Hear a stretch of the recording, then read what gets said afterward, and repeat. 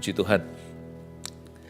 Saya bersyukur untuk padang pengembalaan ini tidak ada domba yang terlantar atau tersesat.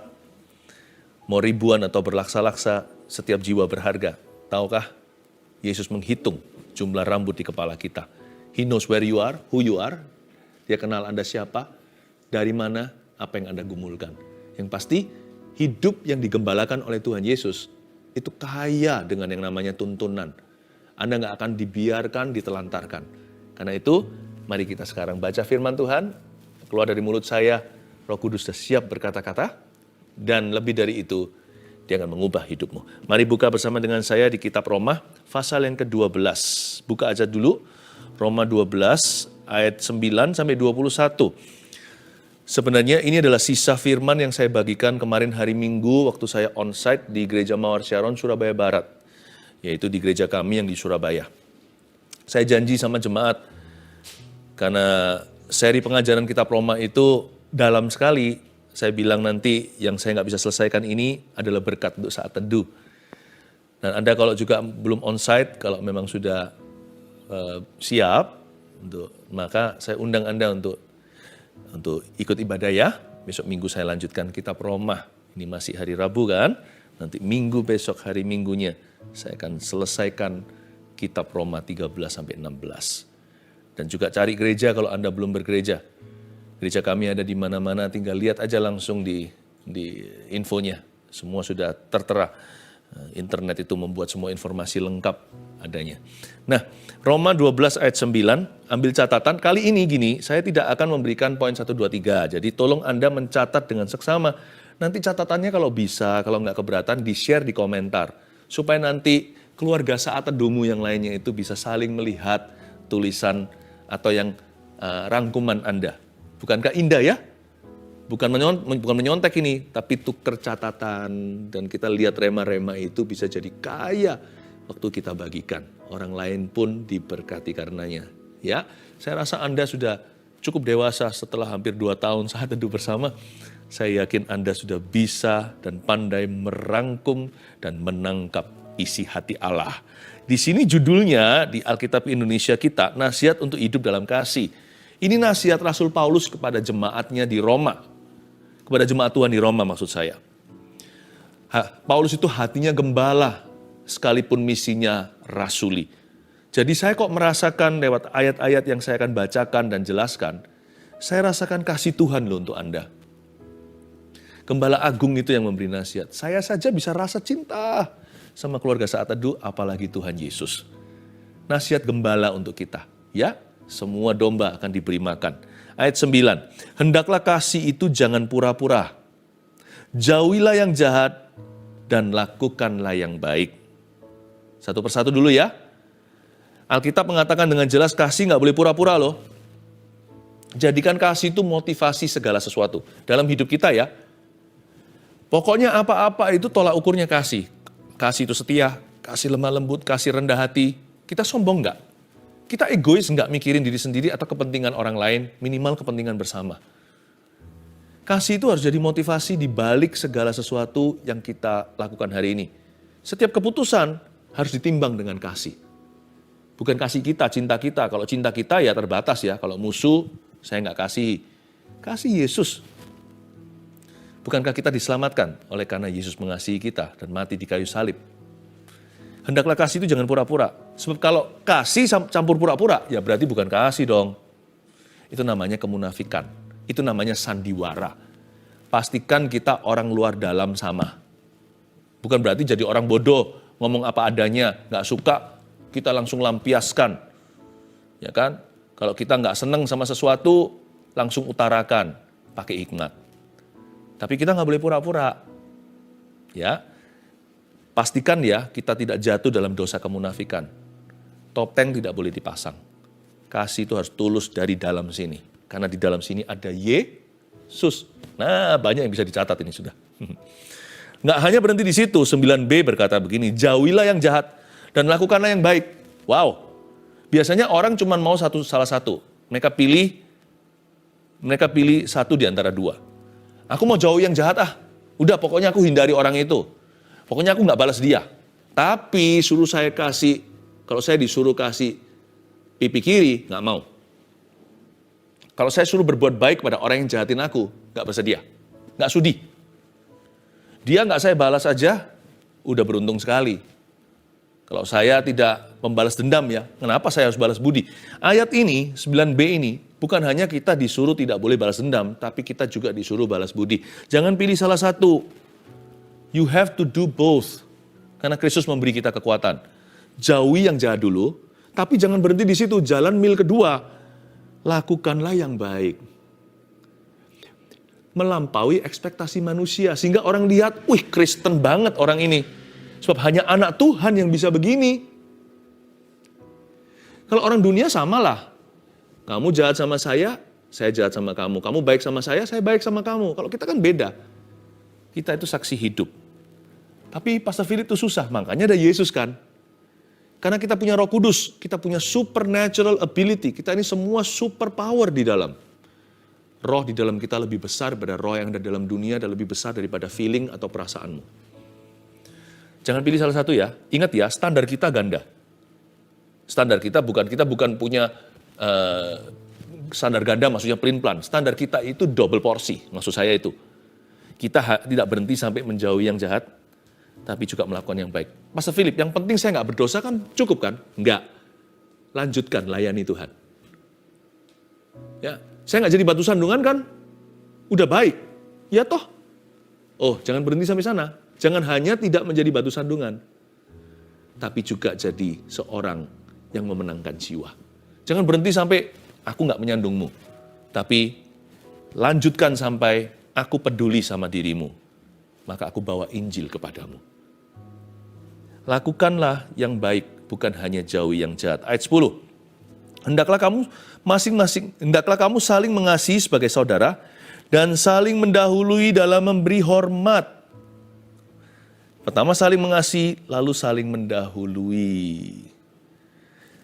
Orang Kristen itu anak Tuhan, ya, yang namanya seseorang yang digembalakan oleh Tuhan Yesus pasti ambil inisiatif untuk perkara-perkara yang baik. Jangan jadi follower kalau dalam kerajaan Allah. Rugi kita semua leader. Bukan leader gini loh ya, aku minta posisi di gereja atau di perusahaan. Itu nanti tunggu promosi Tuhan, itu biarkan kepercayaan. Karena orang percaya melihat buah dan buktimu, orang memberikan kepercayaan lebih. Termasuk status jadi lebih tinggi. Itu jangan menuntut ya. Yang dimaksudkan dengan saling mendahului ini adalah memberi hormat. Itu dalam kewajiban, bukan bicara soal haknya. Kalau soal kewajiban kita sebagai anak Tuhan, sebagai warga negara yang baik, sebagai ayah yang mengasihi keluarganya, sebagai istri yang tunduk pada suaminya, sebagai anak-anak yang patuh sama orang tuanya. Pokoknya kalau itu kewajiban kita, dahului, jangan tunggu orang lain berubah. Kamu berubah dulu baru saya berubah. Jangan begitu, itu bukan orang Kristen yang kayak demikian. Anak Tuhan beda. Jangan tunggu orang lain berubah. Take the initiative, be a leader in everything good. Jadilah pemimpin dalam hal-hal yang bagus, hal-hal yang baik, yang berkenan kepada Allah dan yang sempurna. Jadi leader, jangan jadi follower. Banyak orang itu jadi pengikut saja. Kalau dia melakukan kebaikan itu, saya ikut Kalau nggak ada, ya sudah saya diam saja, seolah-olah nggak terjadi apa-apa. Jangan toleh kanan kiri. Lihat Yesus. Kalau itu perintah Yesus apalagi. Kalau kita tahu itu kehendak Allah, lakukan. Tuhan beserta, nanti orang lain akan terinspirasi dan mengikuti Anda. Jangan ikut-ikutan. Ya. Ayat 11, janganlah hendaknya kerajinanmu kendor. Biarlah rohmu menyala-nyala dan layanilah Tuhan. Ini hebat sekali. Kerajinan nggak boleh kendor, nggak berhenti di situ. Tapi sampai rohnya nyala-nyala. Standar kita bukan hanya nggak malas saja. Standar kita itu berapi-api untuk Tuhan. Tapi Pastor Philip kan melakukan pekerjaan yang Pastor Philip cinta. Saya ini loh nggak suka sama pekerjaan saya. Anda mungkin tidak mengerjakan yang Anda suka. Tapi Anda punya pilihan untuk bisa suka dengan pekerjaan Anda. I may not do what I love, but I must love what I do. Ya, pekerjaan ini tidak ideal bagi aku, bayaran nggak seberapa, mungkin Anda berpikir demikian. Tapi kalau ini dari Tuhan, aku akan belajar mencintainya. Pikir-pikir banyak orang nggak punya kerja. Ini bukan pekerjaan yang kuidamkan, bahkan yang bukan kudoakan. Ya nggak apa-apalah. Aku belajar untuk mencintai pekerjaanku. Jikalau pekerjaan yang kumiliki ini bukanlah idaman. Biarlah rohmu menyala-nyala itu, be passionate, bergairahlah. Saya suka kata menyala-nyala di dalam bahasa Yunaninya itu ada unsur boiling. Pernah masak air, kalau betul-betul mendidih itu air sudah bersih. Jangan sampai rohmu itu setengah-setengah. Berapi pun nggak cukup, harus berapi-api. Sampai mendidih, apapun yang kau kerjakan, bergairahlah, mendidihlah untuk itu. Tapi kan perkara kecil. Nah, perkara kecil aja Anda mendidih. Apalagi perkara besar. Wah, Tuhan pasti bekerja hebat melalui hidupmu. Kalau perkara sederhana Anda tidak bergairah, Tuhan berkata, nanti saya kasih yang besar. Kalau kecentok masalah, ngomel nanti. Bukan pekerjaannya, rohmu. Kerajaan sorga bukan tempat untuk orang malas. Church is not a place for lazy people. Church is for sinners. Gereja adalah untuk orang berdosa yang datang lalu ditransformasi oleh Tuhan. Yang malas jadi rajin. Yang suka nyolong jadi jujur. Ya kan? Yang suka bohong, ya jadi jujur sama ya. Ya, yang suka berantem jadi peacemaker atau menjadi pembawa damai. Biarlah rohmu menyala-nyala dan layanilah Tuhan. Maksudnya layani Tuhan, apapun yang Anda kerjakan, ingat 5 jari di tangan saya atau di tangan Anda. I do this for him. Apapun yang Anda kerjakan, ingatlah Anda sedang melayani Tuhan. Melayani Tuhan itu bukan hanya di gereja. Whatever you do, selama itu bukan kriminalitas, itu bukan kejahatan, itu bukan dosa. Whatever you do, apapun yang Anda kerjakan dan lakukan, Anda sedang melayani Tuhan. Bergairahlah, menyalalah to the boiling point, sampai mendidih di dalam jiwa. Ayat 12, bersukacitalah dalam pengharapan, sabarlah dalam kesesakan, dan bertekunlah dalam doa. Dalam ya, saya coba kupas ya. Hati-hati ya, ikuti saya dengan seksama. Bersukacitalah dalam pengharapan. Tidak dikatakan oleh Paulus, bersukacitalah dalam hasil akhirnya. Dia berkata rejoice in hope, bukan rejoice in results. Orang biasanya sukacita kalau sudah ada hasil, atau berpenghasilan, atau jikalau sudah menghasilkan pohon arah berbunga. Pohon anggur ada buahnya, ada lembu domba di kandang saya. Wah, saya bersukacita. No, Paulus berkata, tidak ada kalimat yang iseng atau huruf satupun yang tiada artinya. Paulus dengan jelas diinspirasi Roh Kudus menulis begini, bersukacitalah dalam pengharapan. Rejoice in hope, artinya keep on hoping, dengan mata tertuju ke Yesus terus. Keep on hoping sekalipun masih gigit jari sampai hari ini. Yang kuharapkan belum terjadi, malah sebaliknya yang kutakutkan seolah-olah kejadian. Keep on hoping, bersukacitalah dalam pengharapan. Sukacita di sini bukan gembira, bukan happy. Sukacita ini knowing, tahu bahwa Allahku tidak akan mengecewakan aku pada akhirnya. Bersukacitalah dalam pengharapan, bukan pada hasil akhirnya. Jangan coba main tenis dengan lihat scoreboardnya atau papan angka. Nanti di smash terus sama lawan. Kita harus tahu pengharapan kita itu seperti jangkar yang aman di balik jiwa. Kita tahu Tuhan kita tidak bisa berdusta karena dialah kebenaran. Akulah jalan, kebenaran, dan hidup. Tidak ada pertukaran bayangan. Tuhan itu gak pelin-pelan dan Tuhan itu luar dalam sama. Gak ada orang yang paling mudah untuk kita kenal. Manusia itu lebih susah. Mungkin kita pernah sekali komentar gini, saya kira saya kenal dia, ternyata saya tidak kenal orang itu. Ya kan, manusia itu penuh dengan pertukaran bayangan. Tuhan gak gitu.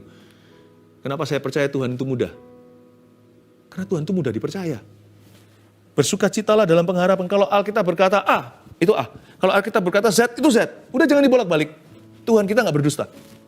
Saya pegang teguh. Iman saya sederhana, kayak anak kecil. Bersukacitalah dalam pengharapan. Enak loh kalau kita kayak gini. Kita gak lihat result dulu, gak lihat hasil. Nanti kalau lihat hasil, roller coaster. Hasil bagus, naik semangatnya. Hasil buruk, putus asa. Begini terus jantung siapa bisa tahan? Dengar komentar orang, sempoyongan. Nanti orang ngomong yang enak, kita terangkat. Nanti kalau kurang sedap, kita menangis sendirian. Aduh gak enak ya, makanya gak bisa sukacita hidupnya. Stres melulu. Bersukacitalah dalam pengharapan. Sabarlah dalam kesesakan. Saya suka ini, sabar dalam kesesakan. Kata kesesakan di sini adalah tribulation. Ini bukan problema biasa loh. Kalau hanya masalah kecil-kecil saja, ya siapa saja bisa sabar. Masalahku besar. Mungkin Anda ngomong begitu ya, makanya saya coba jelaskan. Bahasa Indonesia kesesakan ini bukan kesulitan. Kalau kesulitan masih di level biasa. Moderat lah. Mungkin masih beginner, mediate. Tapi ini sudah advance. Karena kesesakan itu artinya tribulasi, artinya problema yang aduhai di luar kepala yang rasanya kayak mau bunuh diri. Kira-kira gitu, bahasa sehari-harinya, bahasa kasarannya. Dan Tuhan bilang melalui Paulus, sabarlah. Kata sabar di sini bukan pasif, bukan menjadi pasif. Sabar itu artinya pasrah ya, terserah. Sabar di sini itu adalah kata aktivitas. Tahu nggak? Bersabar itu adalah sebuah pekerjaan, tapi pekerjaan roh di dalam diri kita. Bersabar dalam kesesakan itu artinya keep on pressing on. Tekan terus ke depan, rasanya susah memuji sekali lagi. Rasanya mau bolos saat teduh, nggak boleh, aku harus ikut live-nya hari ini. Kayaknya nggak mampu mengampuni, tapi kita dengan berdarah-darah nangis, sudah nangis, nggak tahu, nggak keruan. Satu level lagi mungkin berubah peluhnya menjadi merah. Kita berkata, Tuhan aku susah ngampuni orang ini, tapi aku ampuni dia, jujur nih, dengan kasih Yesus karena aku tidak mampu. Press on, sabar dalam kesesakan itu, tekan ke depan. Dan bertekunlah dalam doa, itu dia. Ditambahkan, teruslah berdoa. Rajin masuk hadirat Allah, karena di situ kita dikuatkan selalu. Ayat 13. Bantulah dalam kekurangan orang-orang kudus dan usahakanlah dirimu untuk selalu memberikan tumpangan. Ini bagus ayat 13. Kata bantulah dalam kekurangan orang-orang kudus itu menunjukkan dan membuktikan bahwa kalau kita mau mengasihi seseorang, kasihilah dengan cara yang praktis juga. Suami istri itu harusnya saling melengkapi. Ya, misalkan 70-30. Ya, sang suami kalau seorang hamba Tuhan, 70% memperhatikan kerohanian, itu tugas besar sekali. Itu tanggung jawab yang sangat luar biasa. Kalau tidak konsentrasi penuh, pasti gagal total. 30% bisa pikirkan praktis. Tapi alangkah baiknya kalau istrinya itu 70% praktis. Ya, bukan berarti kerohaniannya cuma 30%. Ini bukan bicara tentang saham kerohanian. Ini bicara tentang fungsional, bicara tentang impact ya, atau dampak anak Tuhan. Kalau Anda suami istri, kalau suaminya lagi berdoa, istrinya pikirkan gimana secara praktis jadi berkati orang. Kalau sebaliknya istrinya sedang sembahyang, sang suaminya pikirkan apa yang praktis bisa bantu orang di kanan kiri. Maksudnya begini loh, ayat ini bukan tentang suami istri sih, pada dasarnya tentang individu, pribadi lepas pribadi. Kalau kita mengaku kita punya kasih Yesus, belajar mengasihi secara praktis juga. Love must be practical. Lalu ada kalimat ini, usahakanlah dirimu untuk selalu memberikan tumpangan. Kata tumpangan di situ itu luar biasa maknanya. Tumpangan dalam bahasa Yunani itu artinya love for strangers. Hebat ya. Kalau tadi itu kan bantulah orang-orang kudus. Sekarang berilah tumpangan. Kata tumpangan artinya hospitality dalam bahasa Inggrisnya. Itu punya makna kasihlah orang-orang yang tidak kau kenal. Kata tumpangan itu berarti cintai mereka yang tidak familiar dengan Anda. Beda ras, beda budaya. Seseorang yang tidak ada di dalam lingkup aman atau zona nyaman Anda. Bukan orang-orang yang kerap kali sudah terasa kerabat dengan dirimu, yang mudah sekali Anda bantu, Anda tolong, atau bagi fasilitas dengan orang tersebut. Enggak. Tapi seseorang yang sifatnya dari budaya planet lain dibanding dengan Anda. Kayaknya beda sekali. Bukan dari gereja yang sama. Lalu Alkitab mengatakan, be hospitable. Ini bukan berarti kita disuruh terus sembarang jemput orang di jalanan bawa pulang ke rumah. Jangan-jangan nanti penjahat ya kan. Maksud saya begini loh, jangan diskriminasi sama orang. Jangan prejudisme. kadang-kadang malaikat Tuhan menyamar jadi orang-orang yang sama sekali Anda tidak terbeban. Merasa kalau ini sih aku nggak pernah rasa mesti harus bantu. Siapa tahu ternyata malaikat yang menyamar hari itu. Bapak, Ibu, Saudara, keluarga Saat Teduh, be hospitable to people. Termasuk strangers, orang-orang yang belum Anda kenal. Ya, kita harus berhikmat tentunya, tidak gegabah.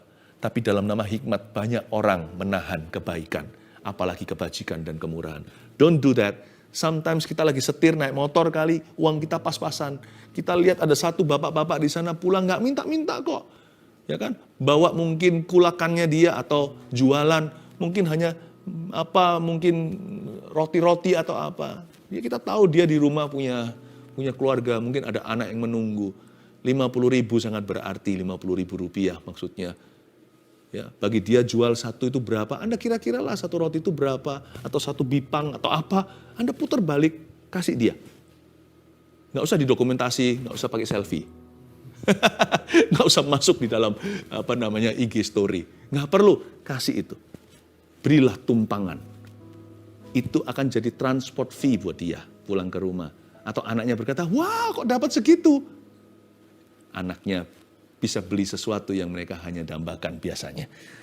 Saya cuma kasih Anda contoh-contoh aja. Tapi saya percaya nanti Roh Kudus akan memberi Anda aplikasi sendiri. Saya tahu di balik ini semua adalah tuntunan Sang Gembala. Berkatilah ayat 14, siapa yang menganiaya kamu? Berkatilah dan jangan mengutuk. Susah ini Pastor Philip, suruh berkati, masa orang kutuki kita berkati? Sebenarnya kalau Anda lihat, bukan pada lubang donat, Anda melihat pada kuenya, Anda akan menemukan Tuhan itu mau memberkati kita loh. Ini bukan berkati orang yang mengutukimu.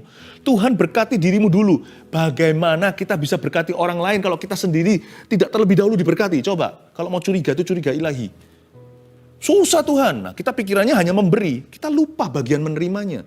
Kita bisa memberi karena kita terlebih dahulu menerima, ya kan? Kita bisa mengasihi sesama kita karena Tuhan terlebih dahulu mengasihi dan melayani.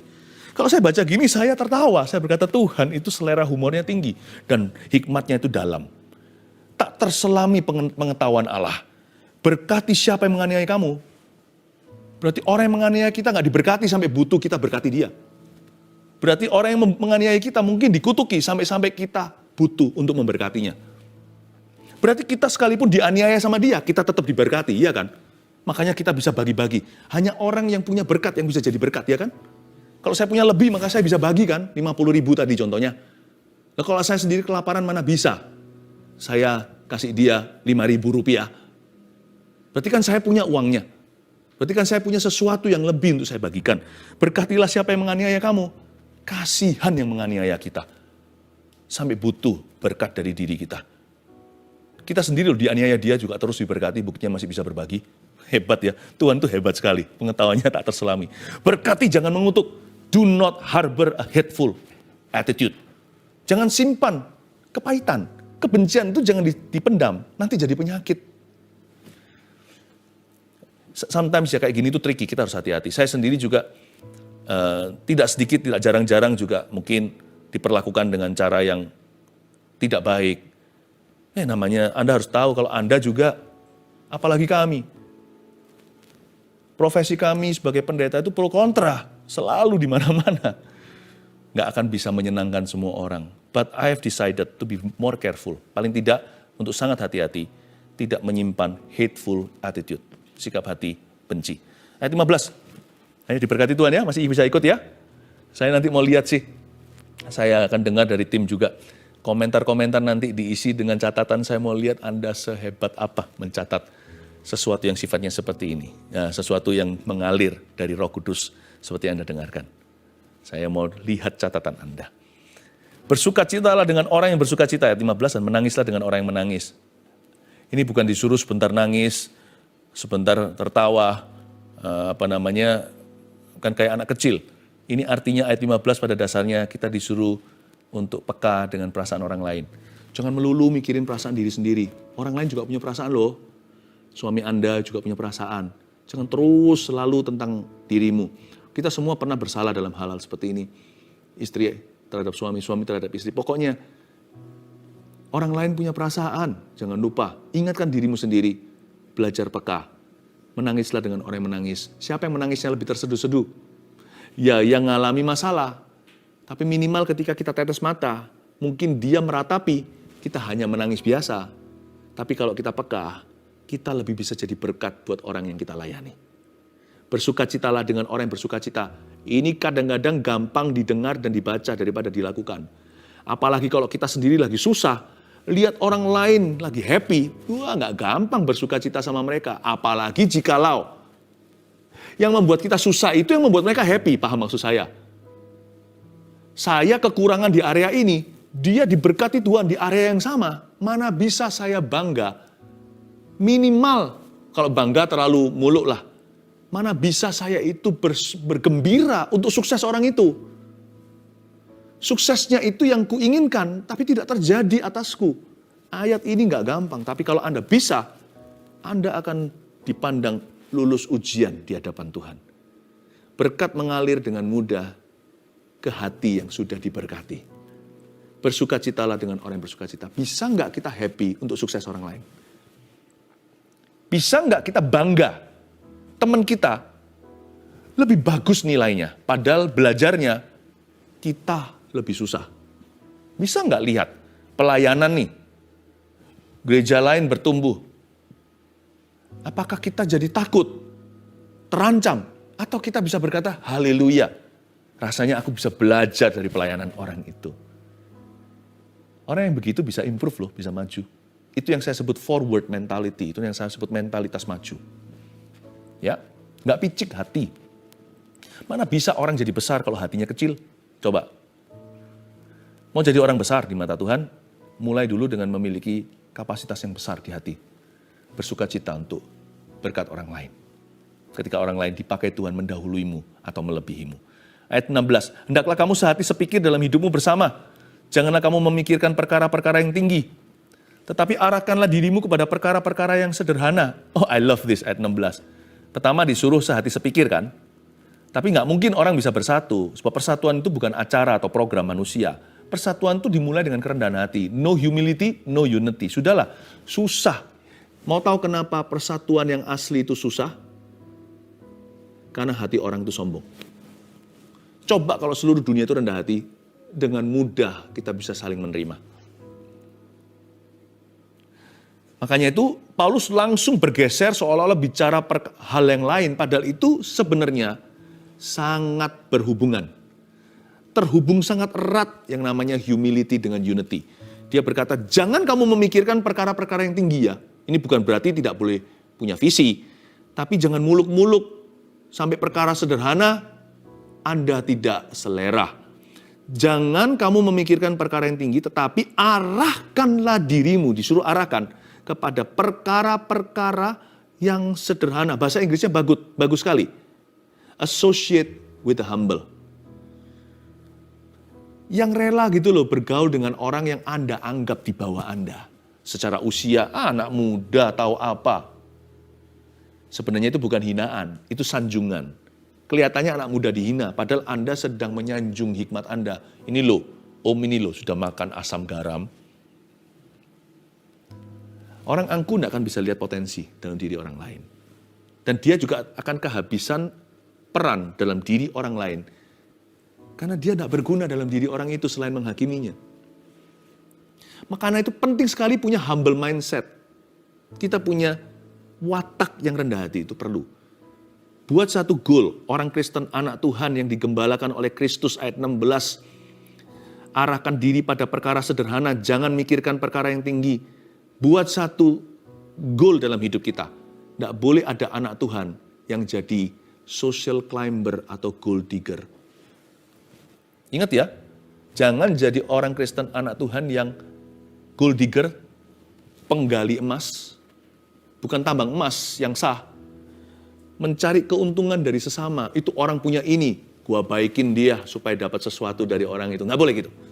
Social climber, kita sama orang itu rasanya secara status sosial di atas kita, nanti kita pakai nama orang itu. Lu tahu enggak, saya kenal siapa, saya makan sama siapa. Kemarin ini sama itu, tahu nggak kita kerja sama, dan sebagainya. Don't be like that lah. Jangan jadi gitulah, apa untungnya kalau orang itu dengar kita malu loh. Soalnya orang itu nggak bangga-banggain kita. Kita yang bangga-banggain, padahal orang itu nggak tahu. Ya kan? Foto sih nggak apa-apa, tetapi kalau kita merasa bahwa itu mengangkat status, disitulah masalah kita. Dari sejak dulu motivasi kita adalah diri sendiri, bukan kasih. Don't be a social climber. Jangan jadi gold digger.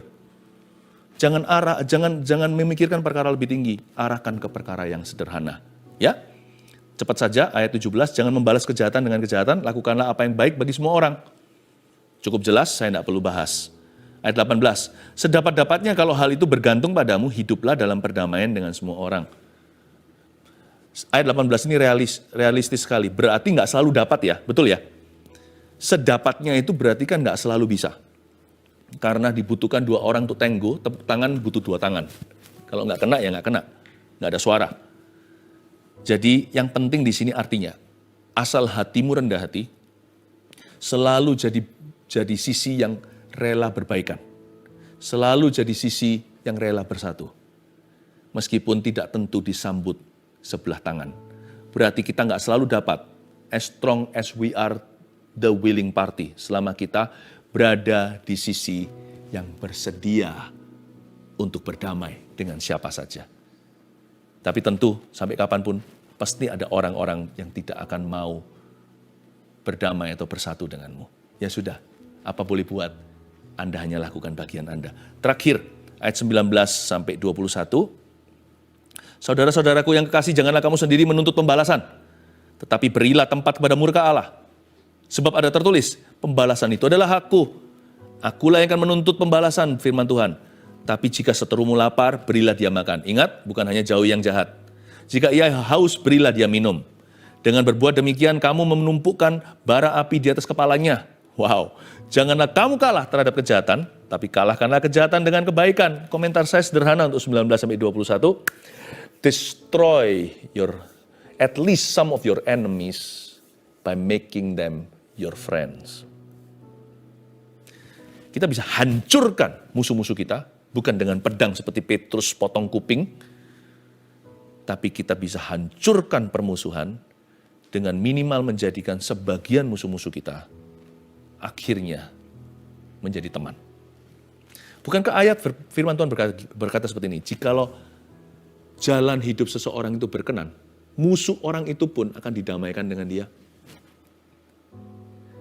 Buat kecele musuh-musuhmu ketika Anda taruh bara api di kepala dan berbuat baik.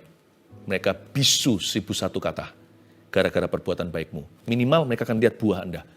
Jikalau mereka tidak kena imbasnya, kebajikan kemurahan yang langsung dari tanganmu, minimal mereka melihat buahmu dan berkata, ups. Dan beberapa, karena Anda bisa interaksi langsung, akan merasakan kasih Yesus secara praktis lewat hidup Anda. Sehingga buyarlah kesenangan neraka. Neraka kirim 100 musuh kepadamu, hanya berhasil 25, itu pun tidak tancap panah. 75 jadi temanmu pada akhirnya. Menjadi pendukungmu, menjadi orang yang berkata, I support you, my brother. Dia berkata, Anda berbeda. Kalau Anda bisa hidup seperti itu yang disebut memuliakan Allah. Saya juga kepingin sih hidup demikian rupa. Mari kita sama-sama terima nasihat Tuhan ini dan taruh di dada kita, Yesus sudah berbicara, hidupmu akan berubah. Haleluya.